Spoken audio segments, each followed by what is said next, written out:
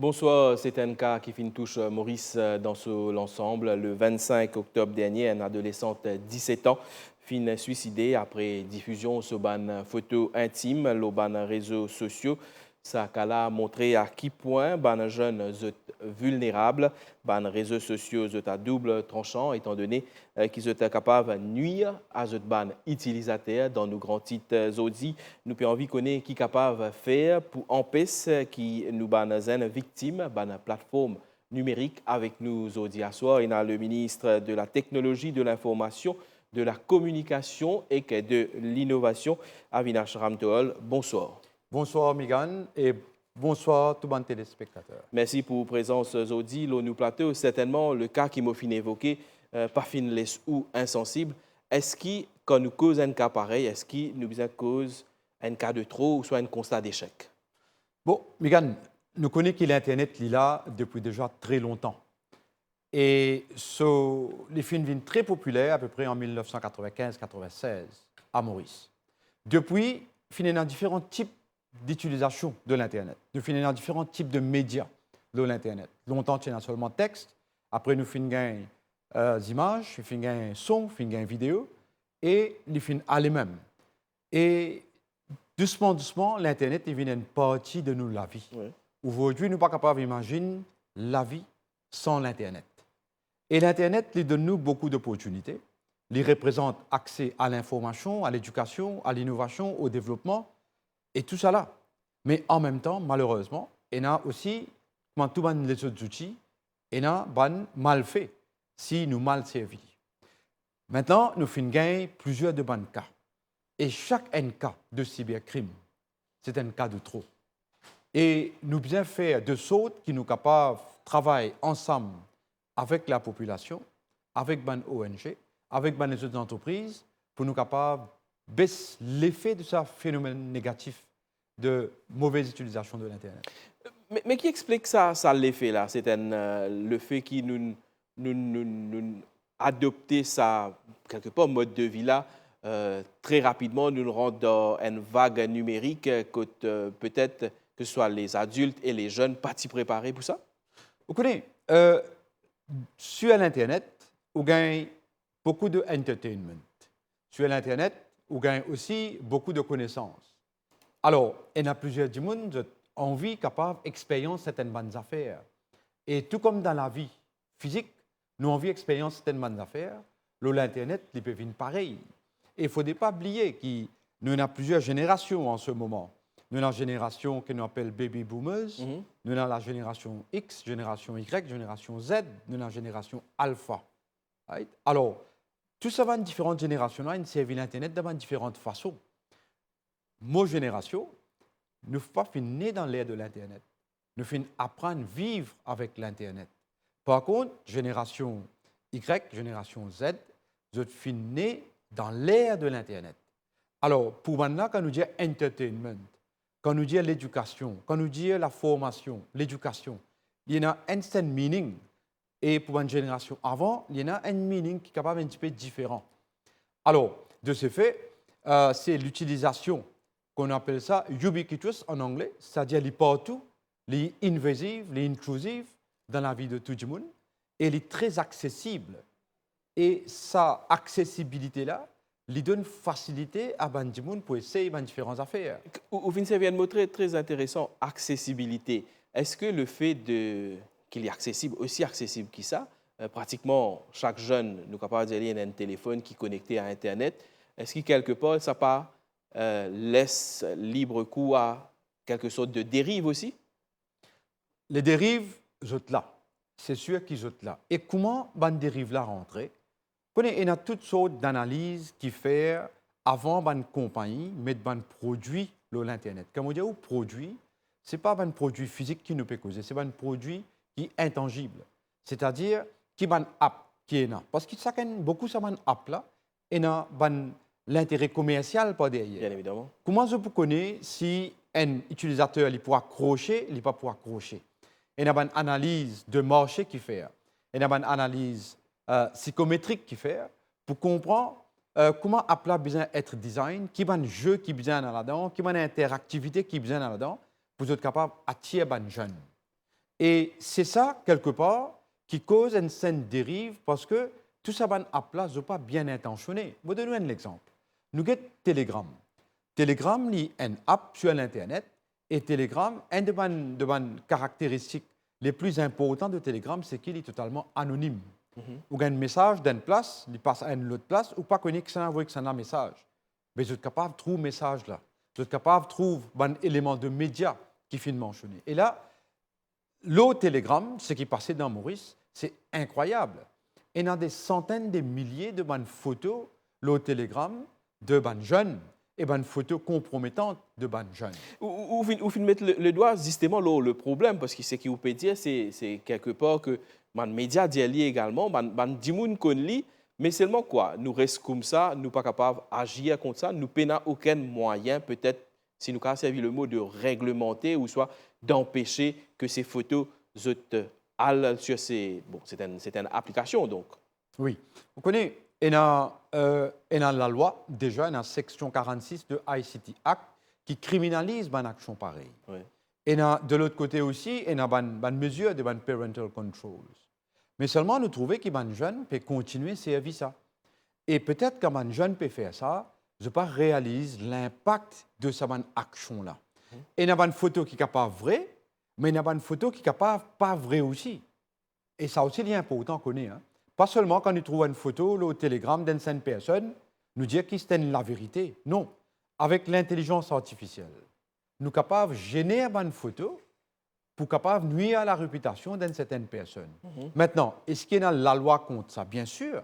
Il y a la loi de ICT Act et il y a aussi la loi contre diffamation. Mais la loi là, les vignes quand elle a l'encours. Voilà. Mais avant ça, l'impact psychologique qui ça fait à sa jeune là, sa pression qui ça fait à sa jeune là, ben il dérange la vie de sa jeune là.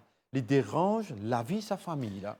Pour les jeunes et les parents qui peuvent suivre nous aujourd'hui à la télévision et que sur Facebook aussi, quand je peux guetter une émission pareille, comment faire donc une cause de la loi qu'il y peut appliquer une fois qu'ils le font commettre.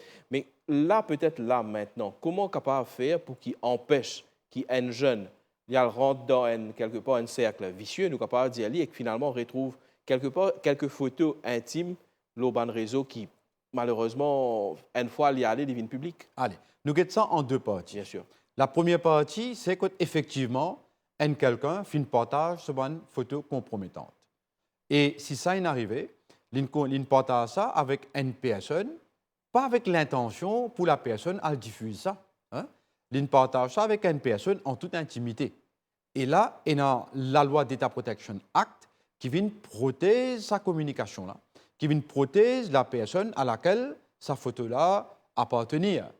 Et si le tierce personne fait partage sa photo-là, il peut déjà commettre une offense sous le Data Protection Act. Les bon connaît. Parce que beaucoup de monde, c'est vrai que d'un côté, quand je vais prendre une photo, je vais partager, il y a certaines personnes qui peuvent prendre conscience de ce qu'ils veulent faire, et il y a les autres peut-être pas réalisent les conséquences. Mais pareil, l'autre personne qui ne recevra la photo, mais il n'a pas fini de donner sa photo-là pour le partager. Il donne sa photo-là, pour me dire, en toute confidentialité et confiance. Alors, si sa personne qui ne recevra la photo-là, il la diffuse ça, les fins lui aussi, les fins violent la loi de Data Protection Act. Et il y en a plusieurs les autres la loi encore. Maintenant, ça c'est, quand il arrive ça, la première chose à faire, c'est que la personne, les pour besoin déjà, à un site qui s'appelle MOCOS, c'est Mauritius Online Crime Reporting System, il est capable de mettre ce site-là qui finit d'arriver, et lui aussi, et sa information-là, un coup de mettre ça là-bas, information-là, automatiquement, il finit à le partager avec Data Protection Office, et il finit aussi à arriver la police. Moses, interromps, quand on cause MOCOS, quand on peut faire quelque part un report un cas au MOCOS, est-ce qu'il y a besoin de tout un détail personnel au lit, ce nom, l'adresse, tout ça là? Parce que bien souvent, c'est que nous tendons, c'est que le problème il finit à arriver, mais je n'ai pas envie de l'avant, de dénoncer encore parce que tout le monde pour connaître, c'était moi qui ne fais X ou Y problème. Oh. Il y a deux façons, hein, ouais. Sur le même site. Vous êtes capable de reporter, vous êtes capable de mettre tout nom au ban de détail, ou soit vous êtes capable de ne pas mettre au ban de détail de façon anonyme.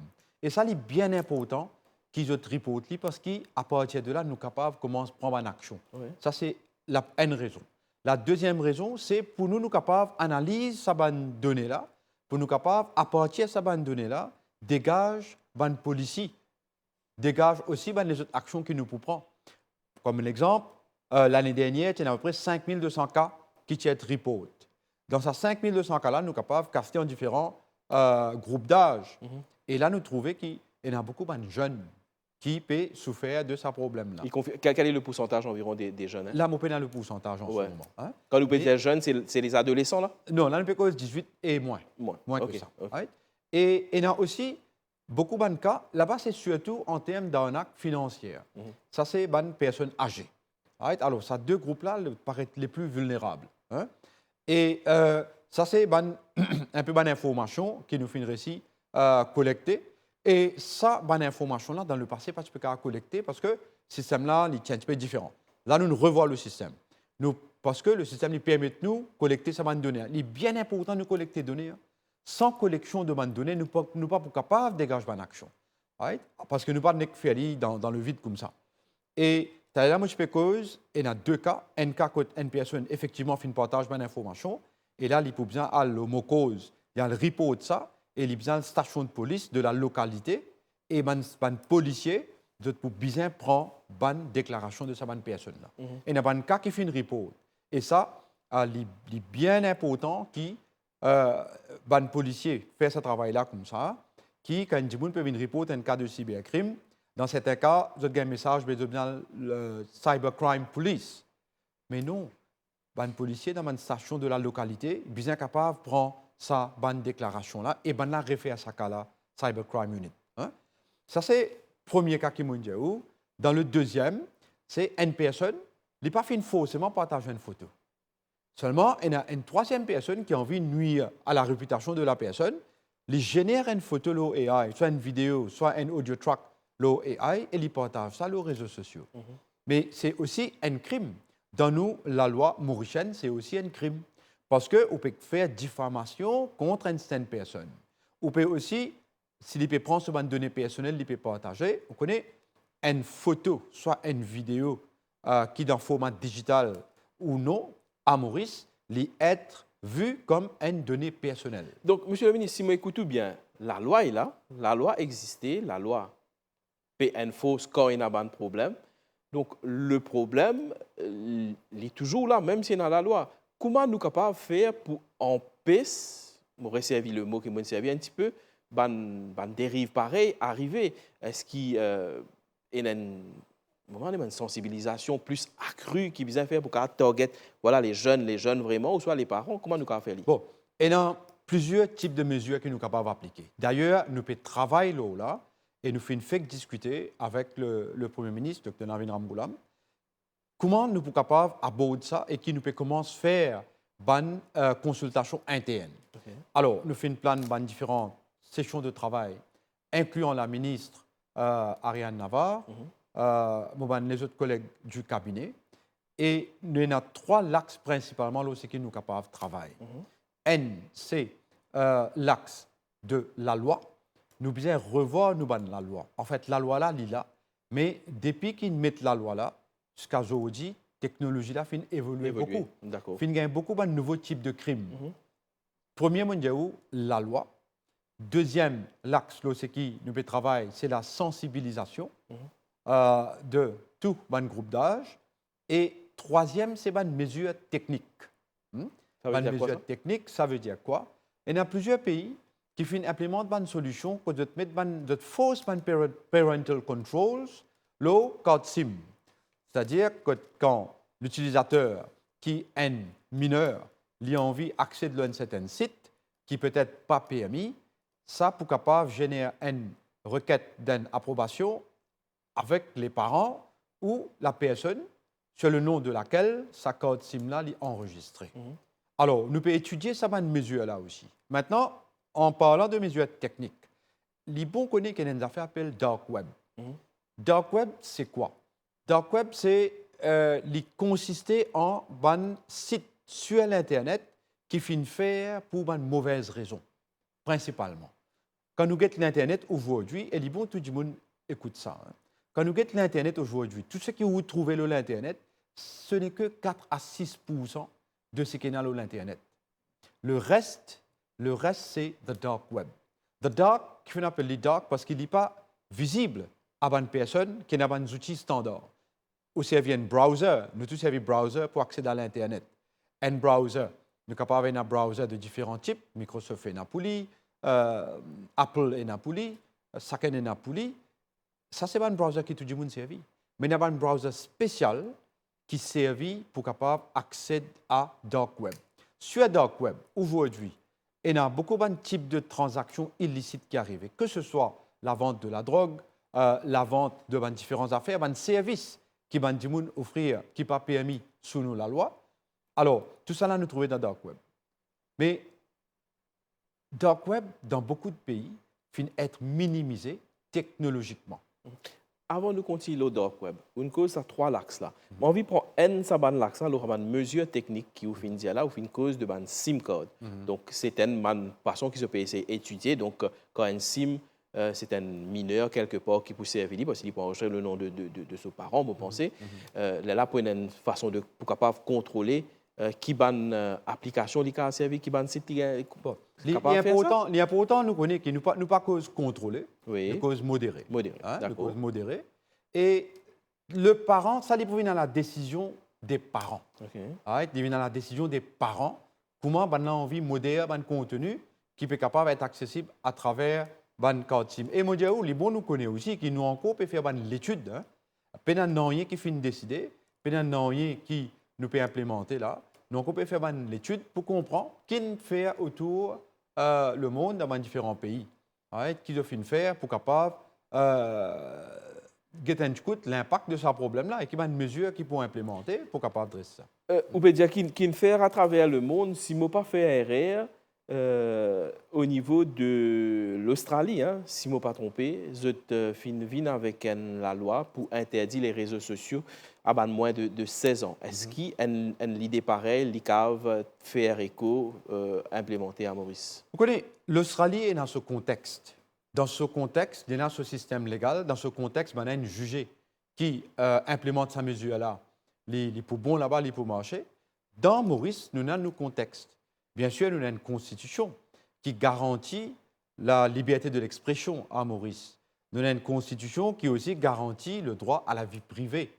Right? Maintenant, quand nous guettons ce qui peut arriver sur l'Internet, quand quelqu'un met une pause qui peut nuire à la réputation d'une autre personne, qui peut mettre sur une photo intime sur l'Internet, mais en fait, il peut infringe sur le droit à la vie privée. Voilà, exactement. Mais on est capable de dire que la personne peut exercer ce droit de l'expression.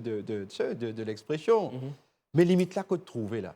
Vous pensez qu'il y a une confusion là. Ouais. Et finalement, on a beaucoup laissé aller dans le passé, que du monde qui est capable de dire ce qu'ils ont envie de dire sur les réseaux sociaux. Et moi, je pense qu'il est bien important que tout le monde mauricien, de tout âge, utilise les réseaux sociaux avec beaucoup de responsabilité. Parce qu'il y fait un gros impact sur la vie du monde, sur la vie de famille, quand on a fait mal passé. Après, il est trop facile, quelqu'un qui prend un téléphone, il met une affaire mauvaise contre une autre personne, gratuitement, et il ne réalise l'impact qu'il est capable d'avoir. Monsieur le ministre, ça un axe qui vous finit évoqué, que l'IPO implique les différents stakeholders, différents ministères.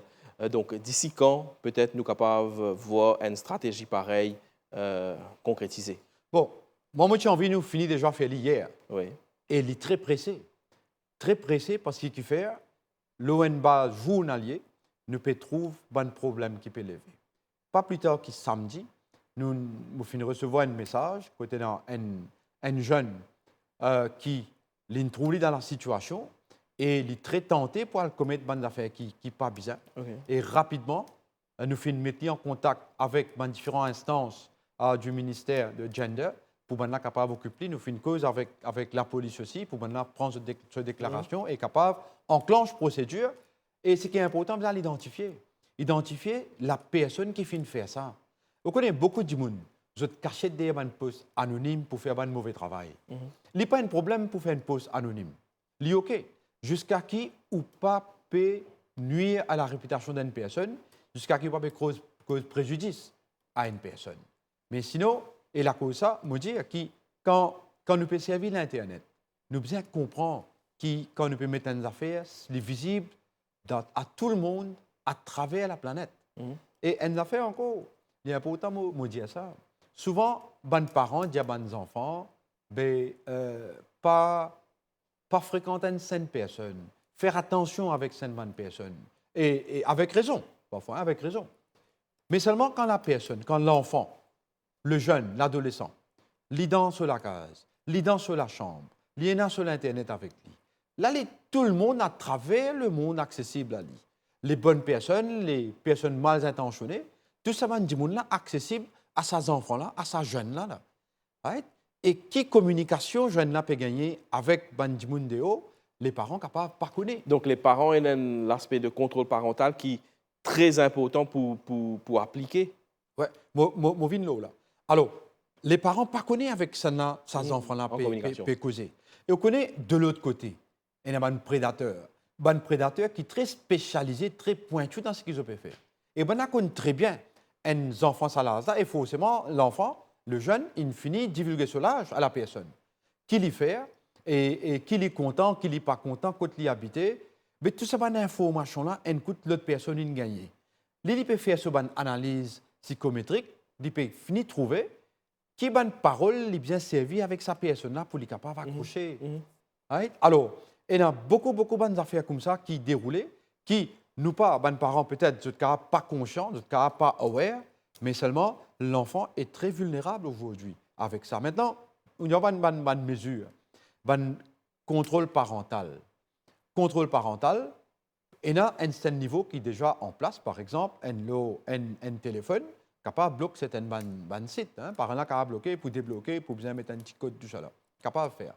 Mais moi, je pense que nous pouvons bien revoir le contrôle parental qui est là aujourd'hui et nous laisser ça optionnel aux parents. Nous pas pour obliger rien, nous pas pour imposer rien. Et ces parents-là qui peuvent bien guetter comment qui ban site qui lui pour envie capable de contrôler, capable de modérer, tout ça là. Et finalement, nous pouvons aussi faire une discussion avec les parents et ça, dans une discussion qu'ils nous peut faire, comment nous sommes capables de conscientiser les parents. Vous connaissez, nous sommes capables de toute qualité de la loi, nous sommes capables de aussi toute qualité de technologie. Mais seulement si ça bout là, sur la fin, si l'école, parfois, et le parent, bien souvent, ne pas responsabilisent les enfants, et si les enfants, les jeunes, les adolescents, la même, pas conscients de cette action, mais le problème là pour continuer. Monsieur le ministre, nous arrive la fin de l'émission. Quand ou une cause cause ou une cause la loi qui existait. Donc c'est des outils qui sont efficaces pour capable essayer au moins trouver un élément de réponse à ce problème-là. Nous avons un certain niveau d'outils, qui a un certain niveau d'efficacité, mais je ne suis pas satisfait. Je ne suis pas satisfait qui fait parce que nous encore peut trouver un problème qui arriver. Pour moi, il est bien important que nous revoions tout cela et nous pouvons travailler sur trois axes là pour nous venir avec un plan de comment nous sommes capables à comment baisser ce problème-là dans Maurice. Mais seulement, encore une fois, ce n'est pas juste le gouvernement seul qui est capable de faire ça. C'est un écosystème qui a. Le gouvernement, les lois, les mesures techniques, les mesures pour capable conscientiser Bandimoun, les écoles, alors les ONG, nous bien travailler avec toutes ces instances-là pour nous capables amène des mesures qui sont efficaces. Avinash Ramtol, merci beaucoup pour la présence sur le plateau de Grand Titre et qui vous fait répondre à nos bonnes questions. Migan, merci beaucoup. Merci à vous et merci à vous, chers téléspectateurs qui suivent nous. Rendez-vous mercredi pour une prochaine émission. Au revoir.